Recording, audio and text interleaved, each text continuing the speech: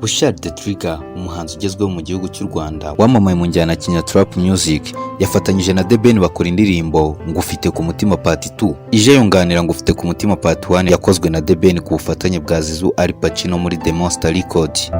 Mu by'ukuri muri iyi minsi uramutse utondekanyije indirimbo zigezweho mu Rwanda ukagera kuri utaravuga ngo ufite ku mutima Zizu ariko yaririmbwe na THEBEN, ubanza ubaye ukeneye amajwi mu matora utabona menshi. NGUFITE ku mutima ni indirimbo igezweho muri iyi minsi. Zizu Al Pacino wanayikoze yatangiye kwisubiramo yihurizamo THEBEN n'abandi bahanzi. Zizu Al Pacino yaje gutangaza ati, ni uburyo bwo kongera kuyikora tugahurizamo abahanzi banyuranye, si Bushali gusa hari n'abandi benshi neganya kuyishyiramo. Iyi ndirimbo yakozwe mu buryo bw'amajwi na Nox Beat usanzwe ukorera indirimbo muri Monster Record.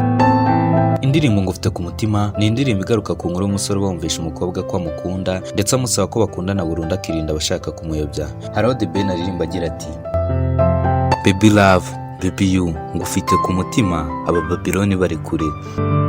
Menya ko NGUFITE ku mutima, urukundo rwawe rumeze nk'impano muramfungura buri munsi. Amakuru twaba dufite kugeza kuri ubu ni uko kuri uyu wa kabiri tariki ya 30 Kamena 2020 aribwo THEBEN agomba gufata amashusho y'indirimbo azasohoka mu minsi iri imbere.